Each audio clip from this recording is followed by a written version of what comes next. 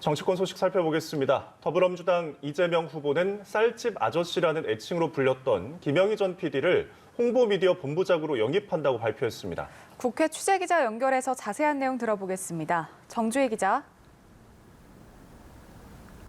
네, 민주당 이재명 후보는 나눈 가수다 등을 연출했던 김영희 전 PD를 선대위 홍보미디어 본부장으로 영입한다고 공식 발표했습니다. 이 자리에서 이 후보는 김 전 PD를 포함한 6명의 본부장 인선을 발표했는데 정책은 윤후덕 의원이 맡았습니다. 홍보미디어본부를 총괄하게 된 김 전 PD는 국민의힘에서도 접촉했던 인물이기도 한데요. 이재명 후보는 김 전 PD를 비판하는 국민의힘을 향해 이수부화에 나오는 여우처럼 보기 안 좋다고 비판했습니다. 그러면서 김 전 PD에게는 진취적이고 미래지향적이고 건강하고 행복한 방향의 대선 캠페인을 진두지휘해달라고 당부했습니다. 김 전 PD는 휴일에 송영길 대표가 집 앞까지 와 기다리는 걸 보고 마음이 움직였다면서 이 후보가 따뜻한 심성을 가진 유능한 경제 대통령이라는 것을 온 국민이 알 수 있도록 하겠다고 말했습니다.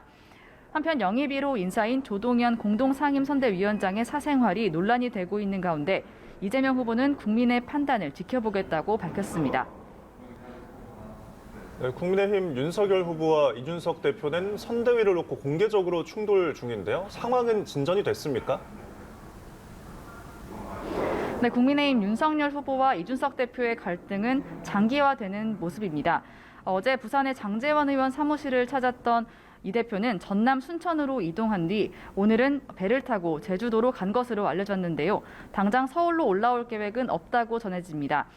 한편 윤석열 후보는 근로자 3명이 숨진 안양의 사고 현장을 찾았는데요.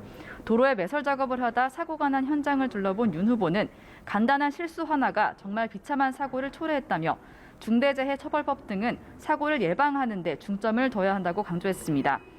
윤 후보는 이후 주한 영국대사와 북한 주재 영국대사를 접견했는데요. 잠시 후에는 김무성 전 의원 등 당 상임 고문단과 오찬을 할 예정입니다. 네, 내년도 예산 처리를 위한 법정 기한이 오늘인데요. 관련해서 여야 협상 상황도 전해주시죠.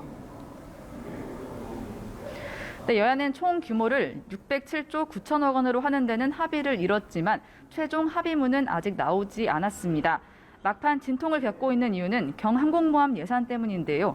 이 경항모 예산은 상임위에서 거의 전액이 삭감됐는데 민주당은 안보를 위해 반드시 필요한 예산이라며 다시 증액을 요구하고 있고 국민의힘은 10조 원 이상 드는 경항모 사업은 차기 정부가 전적으로 설계해야 한다며 물러서지 않겠다는 입장입니다. 다만 민주당에 따르면 소상공인 손실보상 하한액을 50만 원 이상으로 상향하는 방안과 내년 지역화폐를 30조 원 규모로 발행하는 데에는 공감대가 이뤄진 것으로 전해졌습니다.